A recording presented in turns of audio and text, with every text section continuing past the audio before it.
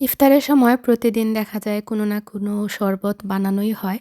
তো আজকে আপনাদের সাথে খুবই মজার পিনিয়া কোলাডা বা পাইনা কোলাডা বা পিনা কোলাডা যে যেটাই বলেন সেটার রেসিপি শেয়ার করতে যাচ্ছি। তো এখানে আমি ক্যানের পাইনাপল নিয়েছি। আপনারা চাইলে ফ্রেশ পাইনাপল বা আনারস নিতে পারেন। আর নিয়েছি পাইনাপল জুস। আর এখানে আমি বড় একটা ক্যান ব্যবহার করছি। আর লাগবে হচ্ছে কনডেন্স মিল্ক। এই ৩ টা উপকরণেই কিন্তু খুব সুন্দরভাবে আপনি পাইনা কোলাডা বা পিনিয়া কোলাডা বানাতে পারবেন। পাইনাপল জুস না থাকলেও চলবে। জাস্ট ঠান্ডা পানি এড করলেও হবে। বা নারিকেলের পানি চাইলে আপনারা এড করতে পারবেন। আর নারিকেলের দুধ লাগবে।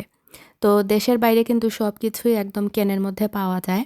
এখন যদি আপনি মনে করেন আপনার হাতের কাছে নারিকেলের দুধ নেই, সেক্ষেত্রে আপনারা ফ্রেশ কুড়ানো নারকেল থেকে যেভাবে একদম চিপে দুধটা বের করা হয়, ঠিক সেভাবেই নিতে পারেন।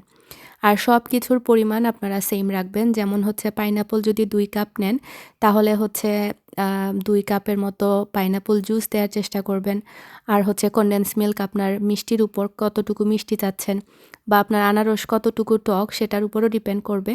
আর নারিকেলের দুধটা আমি এখানে দিচ্ছি ২ কাপের মতো। মানে সেম হলে হবে কি পাইনাপল তারপরে হচ্ছে কোকোনাট এগুলোর একটা সুন্দর একটা স্ট্রং একটা ফ্লেভার আসে। খুবই ভালো লাগে খেতে। তো আমি হচ্ছে ব্লেন্ডারের মধ্যে একে সবকিছু দিয়ে দিচ্ছি। ১ম এ আমি পুরো বড় একটা জার হচ্ছে পাইনাপল চাঙ্ক যেটা সেটা দিয়ে দিয়েছি।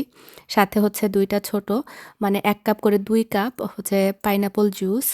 আর সাথে দিয়েছি পুরো একটা ক্যান হচ্ছে কোকোনাট মিল্ক বা ২ কাপের মতো কোকোনাট মিল্ক দিয়েছি। তারপরে হচ্ছে কনডেন্স মিল্ক পুরো একটা ক্যান দিয়েছি।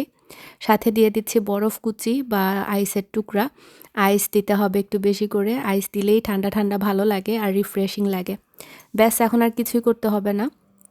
জাস্ট ব্লেন্ড করতে হবে আর সার্ভ করতে হবে। আর এটা অবশ্য দেখা যায় যে সার্ভ করার পরে একটু নিচের দিকে জমাট বেঁধে যায়। মানে যেহেতু আনারস, নারিকেলের দুধ এগুলো তো একটু স্ট্র দিয়ে নাড়া দিলেই আপনার হয়ে যাবে।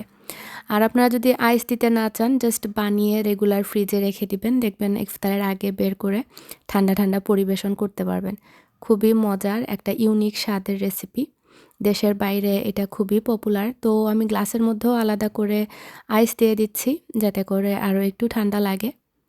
আর উপর থেকে আমি হচ্ছে পাইনা কোলাডার মানে ডেকোরেশন করার জন্য আরকি একটা ম্যাঙ্গো নাডা যেটা থাকে সেটা দিয়ে দিয়েছি মেক্সিকান। তবে এটা সম্পূর্ণই অপশনাল, কোনো দরকার নেই। আমি জাস্ট দেখার সৌন্দর্যের জন্য দিয়েছি।